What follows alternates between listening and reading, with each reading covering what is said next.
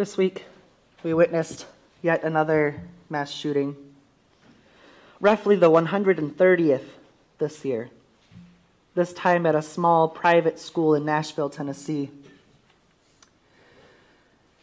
And instead of focusing on ways this could have been prevented, such as gun control, a significant number of people have turned their attention toward the shooter's identity.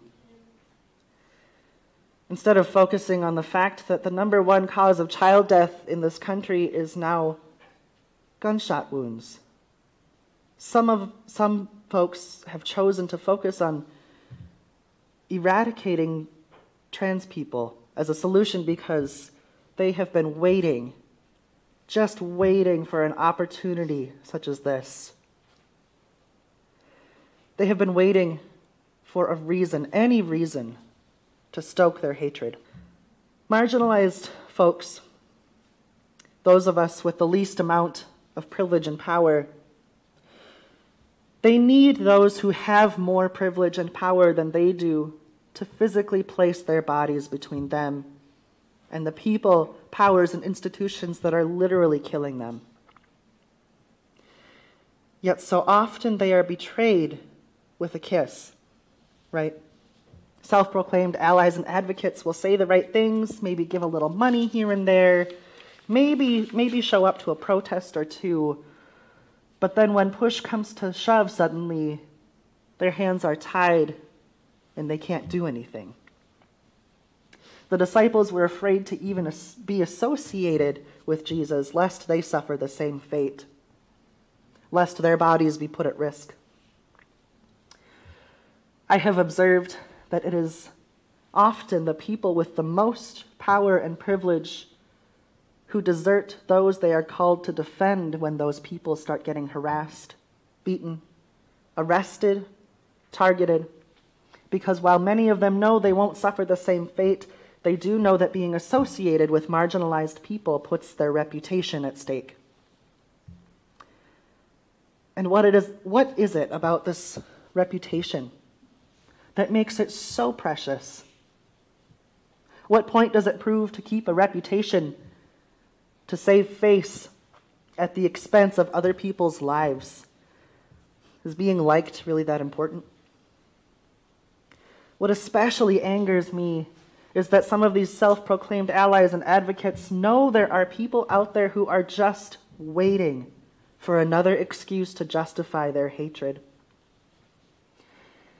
In their recording of Jesus' journey to the cross, the author makes a point of saying that the chief priests and the whole council were looking for false testimony against Jesus so that they might put him to death. Those leaders were looking for any excuse, valid or not, to crucify Jesus. And they found that reason. And that reason was solidified when the crowd shouted to release Barabbas. They had their final excuse. They would kill the one whose reputation as a teacher and healer and whose mission of love and dignity was so very threatening to their own reputation that they needed to kill him in order to preserve their good image.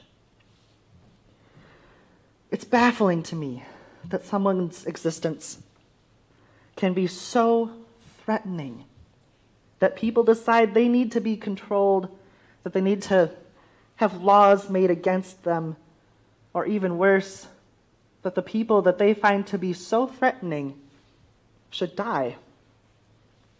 There are a significant number of people who have deemed that the fact that the Nashville shooter happened to be a trans person, so it's been reported, is just the excuse they need to call for the eradication of trans folks. Rather than focusing on the fact that we have a serious gun violence problem that continues to go unaddressed, rather than focusing on the fact that six more people are dead, rather than focusing on the fact that those staff and children should have been safe in that school, or focusing on the fact that children do not feel safe in their own schools, rather than focusing on any of this, they have decided they need to cause more harm. This isn't a new phenomenon. It's been happening. It's been happening in this country for many, many years.